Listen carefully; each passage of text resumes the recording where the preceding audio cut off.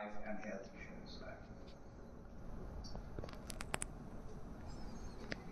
Now let me discuss very briefly the traditional insurance model, right? When you think about it, as I mentioned briefly in the very beginning, the insurance concept is based on risk transfer, right?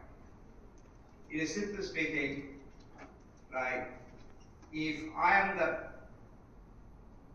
patient or I'm the homeowner, I buy insurance for home, and the insurance company, they take the risk. What it means basically, in case the house is burned, then the insurance company will give me or provide me an equivalent home, not the same home, but the equivalent home. And in exchange, I have to pay the insurance company premium. I think it's very much standard. I mean, we all know about that. So that's the reason the second part comes, the asset replacement, right? Asset means here in the home, you get your home back. Not the same home, but equivalent, right? And same functionality, same thing with the car, right? And then also in case something happens in my home, somebody gets injured, then insurance company will protect me, right? If I drive and I hit somebody in an accident, then the insurance company will pay for that, or at least protect it.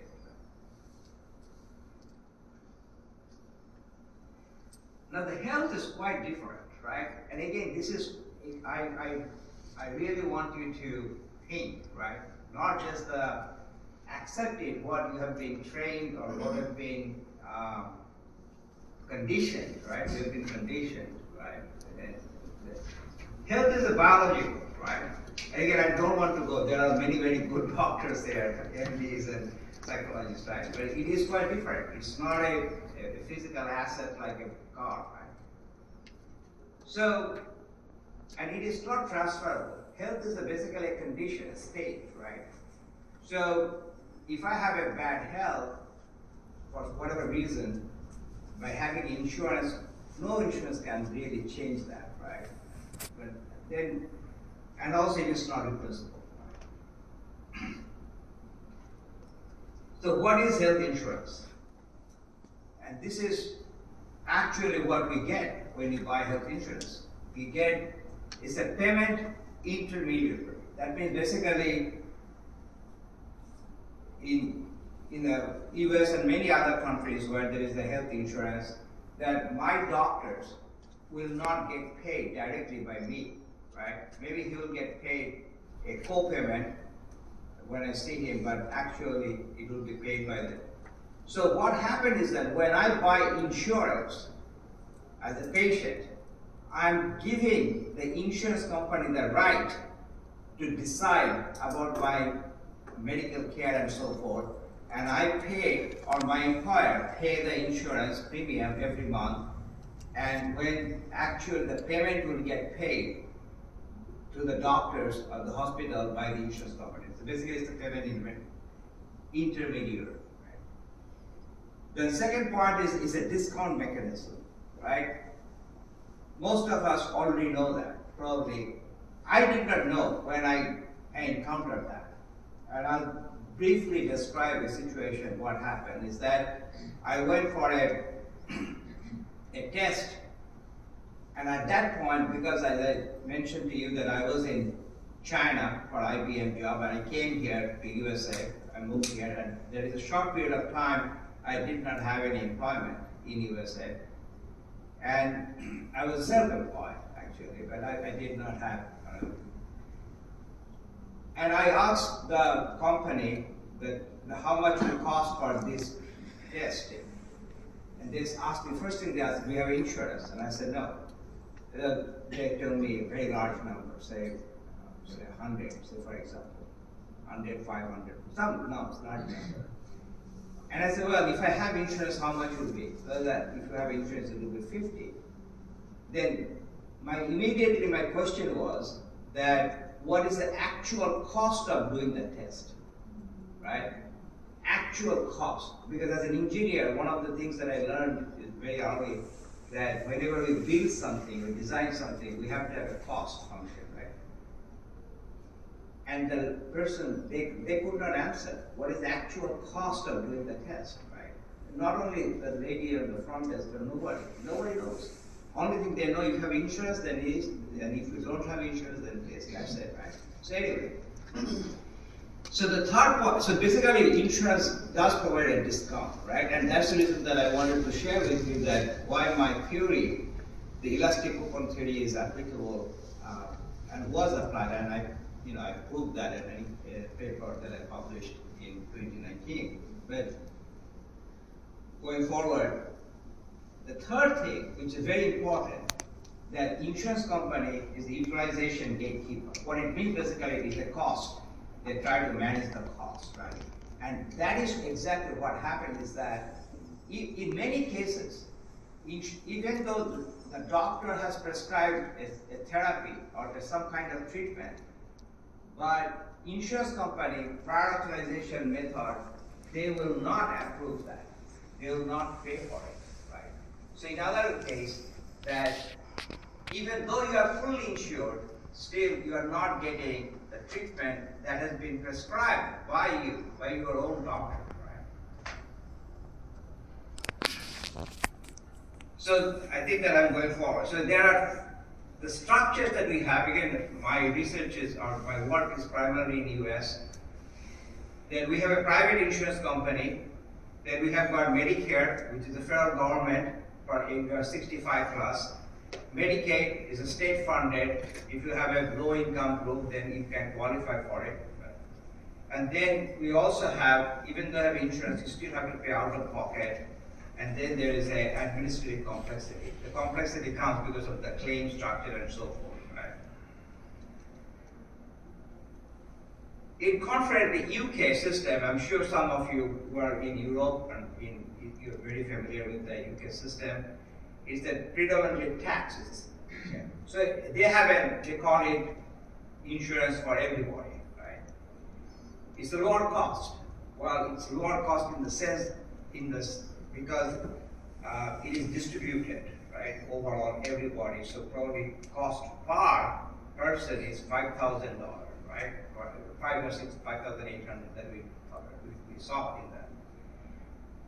The good thing is that they have a higher expectancy, 81 years. Now, in Bangladesh, it's a very low spending, right? And there are a lot of reasons, but it's a developing economy and so forth, but it's a low spending. But they have a very high out of pocket, right? For example, if the treatment is $100, say for example, then probably the out of pocket cost would be probably more than 50%, right? Or it will be like a $50, $60, right? 50, 60%, which is difficult because many people, they can't afford that. So even though they have insurance, but they cannot still get that. But what they have here, and that is really I wanted to focus on, they have a very strong community networks, right?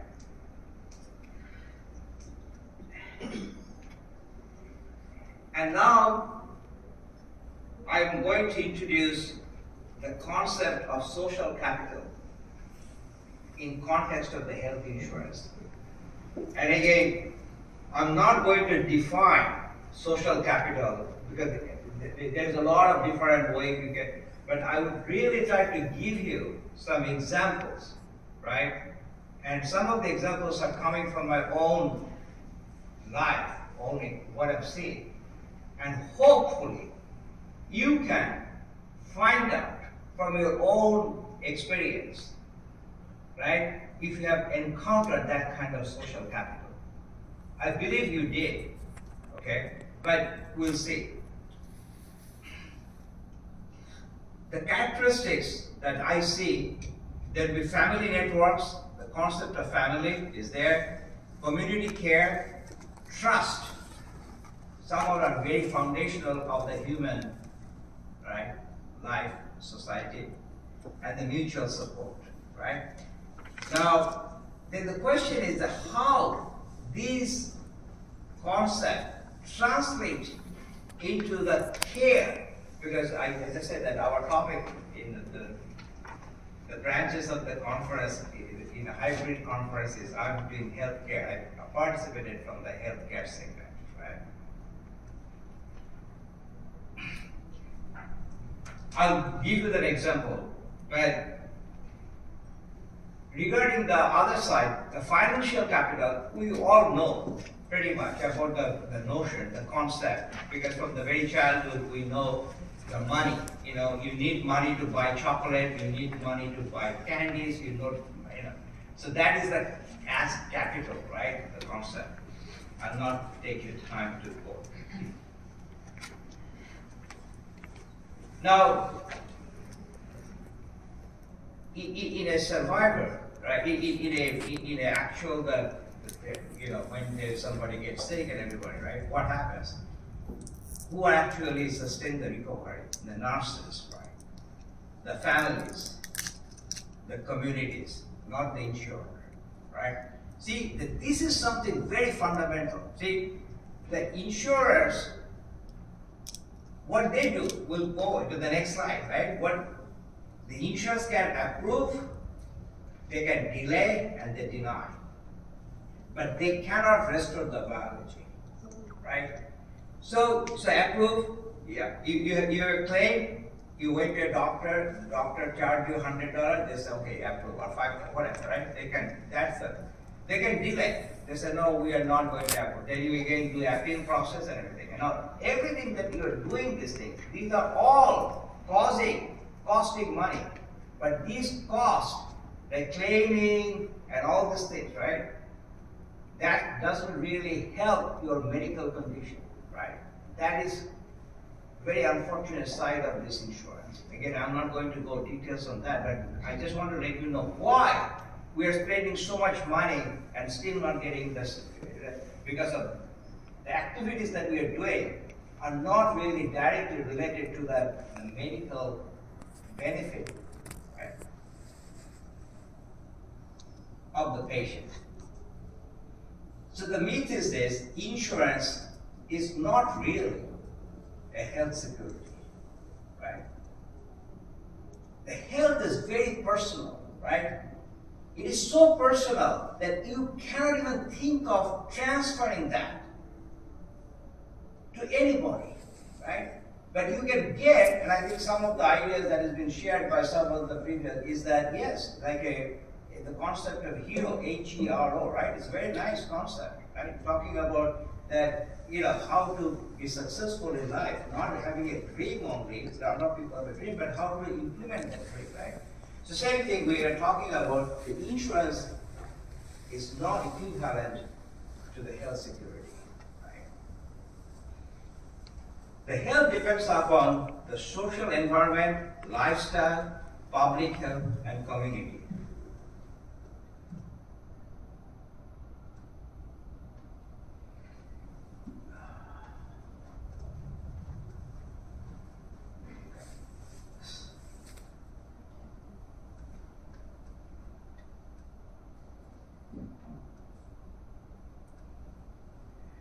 It seems to me that probably this is the oldest slide. Excuse me.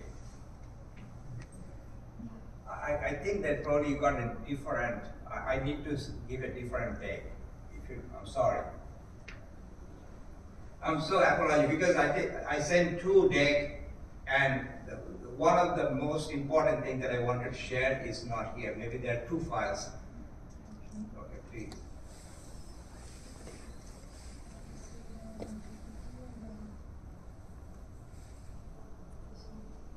The latest one.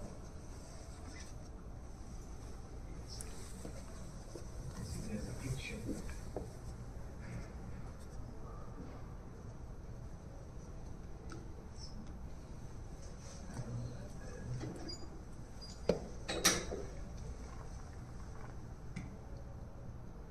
Yes.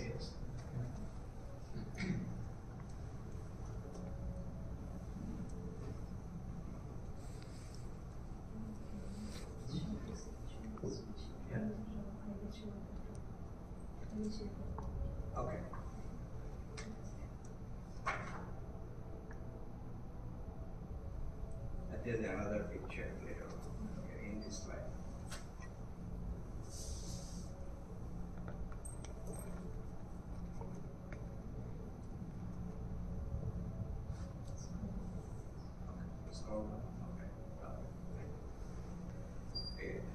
Sorry for the inconvenience. I wanted to share, as I mentioned, that without defining, because there is a lot, we can probably discuss the concept. And the best concept, the best example that I can give is from my own life, right? This picture is taken in 1962. It was taken in India. There's a city called Rajgir, and the purpose of the picture was that my grandfather, my maternal grandfather, he was not feeling well, and he went, he was sick, and he went for treatment, right, for changing weather and changing the place, right? So the question is, why it is important in the context of social capital, right, and healthcare. Now, in this picture, it looks like it's a family gathering, right? So here, that my grandfather, senior citizen, he never felt alone, right? And now people will say that, well, how could we go, right? The point, what I'm trying to say, there is no large-scale financial insurance company working at that time in 1962, almost 60 years ago, right, in India, or many parts of the world, right? And still, this family, which is the social bonding and social care, the healthcare, was an integral part of his treatment care, right? And I would like you to think, like in your own life, or maybe in your family also, you have seen situation or in neighborhood where this kind of social interaction or family support really help the medical outcome of the patient.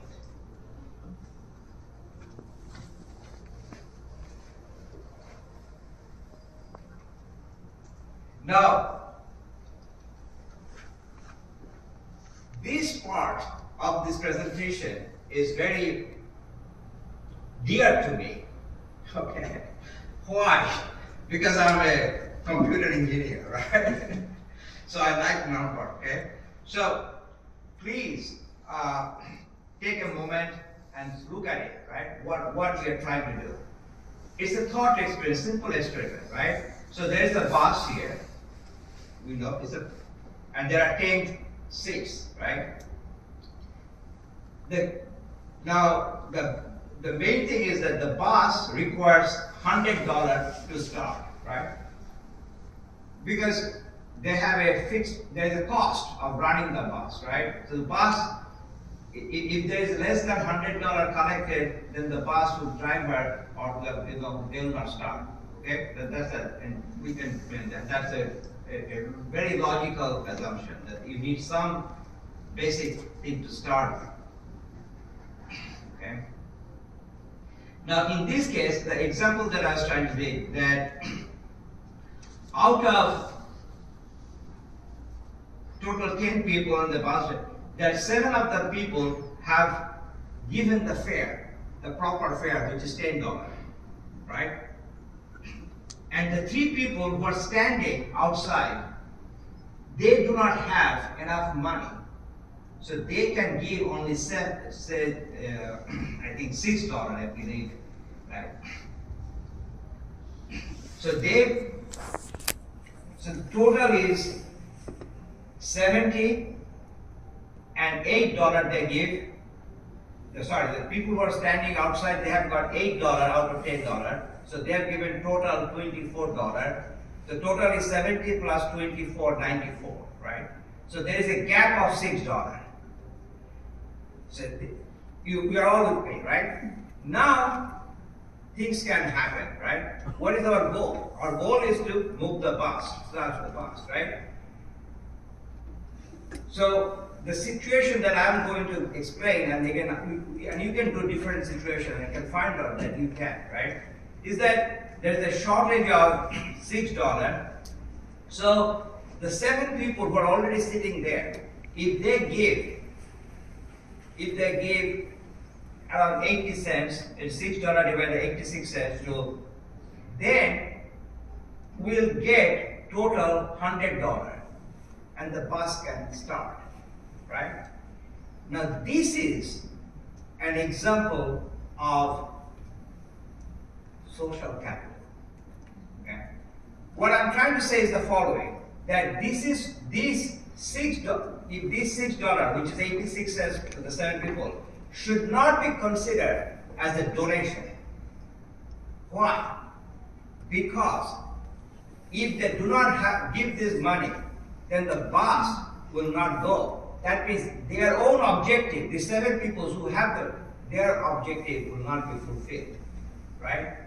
So they are doing this thing not because it's a donation, because it's a collective gain of accomplishment. Okay. Now you can think of the other way around, right? Bus driver, he wants only $100. He'll stop, right? He's not caring that who is going with him, right? So these 3 people, they say, fine. You do not have $10, you stay there. So he can go to the 7 people and ask them, $6 divided by 7 is around 90 cents or whatever, approximately. That they have to give this money, $6, so then you can go. Now, when you do that, then the total fare will be 10 plus 90, right? Then what can happen? Then, out of 7 people, one of them say, hey, or 2 of them say, hey, I do not have, I had just $10, right? Then they will go out of the bus, right? So they see, that's another scenario, right? I hope you can see it, right? If you don't, then they will come out of the bus, then there will be, say, 5 people there. Well, the 5 people there, $100, then the fare goes up, $20, right? Then they say, well, out of that 5 people, they say, no, I do not have. So slowly what happened is that more and more people are coming out of the bus, and the people who are staying in the bus, they're paying more and more. Then what happened? Then you create a system where only few people can go from point A to point B, which is the bus, and the rest are standing on the outside. What is the moral of the story? The moral of the story is we, the individual, we can make the bus go or not bus the go depending upon our action. Believe me or not, that is it. And that is, it's a very simple but yet very practical concept that can be applied to our healthcare. My concept was for healthcare in USA because there is a system where 10% of the population, which is around 30 million, are completely out of the system. They are outside the box, right? All right. So, what I have done, again, I'm very grateful to Cornell University. Not only they accepted me as a graduate student in a very good program, but also they allowed me to do my thesis on P2P as my MHA program, right? And that was the condition at which I took that I joined, because I had this idea about GEC, General Elastic Coupon Theory, right? So, to fast forward, once we have this idea about sharing, right? And we do share many things, but we share, clothes, we share a lot of things. So why can't you share this concept of healthcare payment, right? And what it created an algorithm called pairing member algorithm, which means it's a very simple. Well, I think it is simple.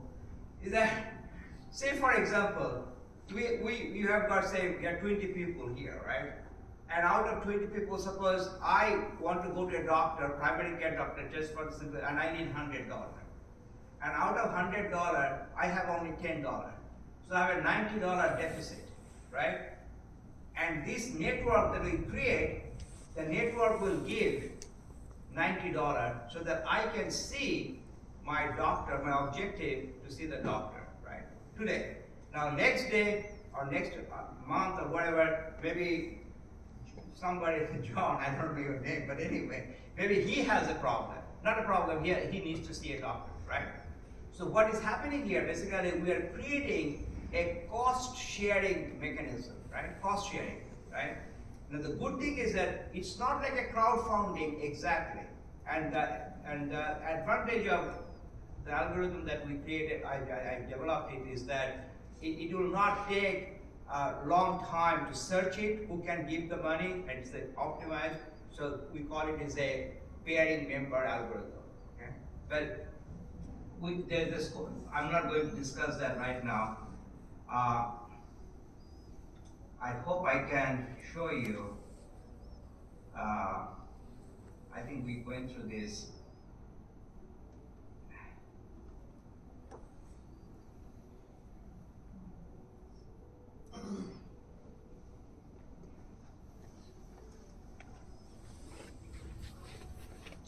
So, if you, I'm going to see if I can run this application. We created an app called p2k.net, right? The website is not actually but hopefully, if you have time, you can put on your cell phone or browser.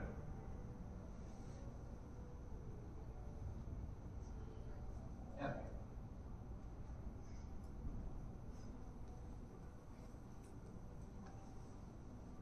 Okay. All right. So this is the first time. I don't know whether, believe me, I'm demonstrating this to the general public in the sense of, I consider you're very privileged. I'm very privileged to have the opportunity to show you, right? And so the main thing is that it says distributed healthcare payment services, right? And this is very, it's a long word, but main thing is that generally the difference between the traditional insurance that we have, which is centralized, right? The insurance company is in the middle, and then on the one side is the doctors, and the other side is the patients, and we give all the money to the insurance company, and they allocate that money who is going to get. That's a centralized model, right? What we proposed in the paper is that there is no centralization. Everybody can pay directly to the doctors, right? And when you do not have enough money in your pocket to pay, then the network will pay or give you, but you will still be responsible, right? And so that is the reason that we call it is, instead of a centralized payment system, it's a distributed healthcare payment system, right?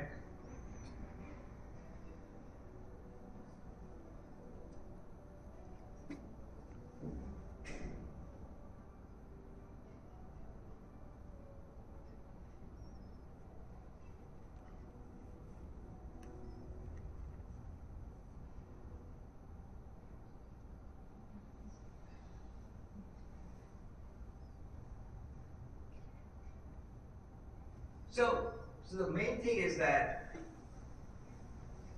right now, all of you have access, whoever has the internet, they can go and track. I'm just going to give you the basic features of this, right?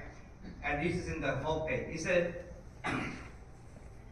P2P healthcare access without insurance barriers, right? So basically, we are not going to say that insurance is bad or anything, but if you do not have any health insurance, then you should be able to use that as a way to pay, right? And so as I said, P2Pay is the digital platform that connects patients without insurance, PWI, directly with primary care providers. We simplify access to care and payment without becoming a health insurance company. Again, very strictly, it is a healthcare access and payment platform. It is not insurance, right? And then you can go, and how it works in the approach is on the right side, right? How it works. Patient registers in the P2Pay platform. During registration, patient can select the primary care provider if you have one, or you can select one. And when a patient wants to see the primary care provider, then submit a request for visit to P2Pay, right? And when this RVA request for visit is approved, again, because we are not insurance company, and we are charging only $10 per month fees as a membership fee. That is our, and how it works and everything, again, it's a little bit complicated, but so there are two ways we can work. One is the basic membership fee, and then also there's a transaction fee after we see the doctors, right? But if somebody wants to see, then they submit a request for visit. When an RVF is approved and funded, then patient can visit the primary care provider.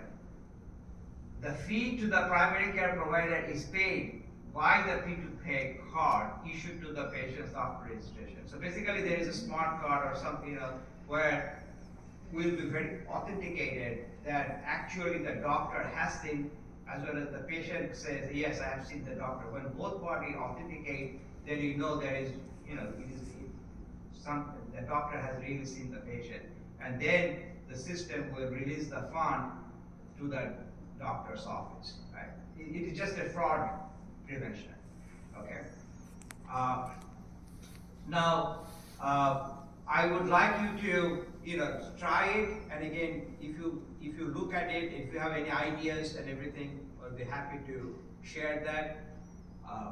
And I think I would like to, again, thank you very much for your time and your interest. And if you have any questions, I'll be more than happy to try to answer them to the best of my ability.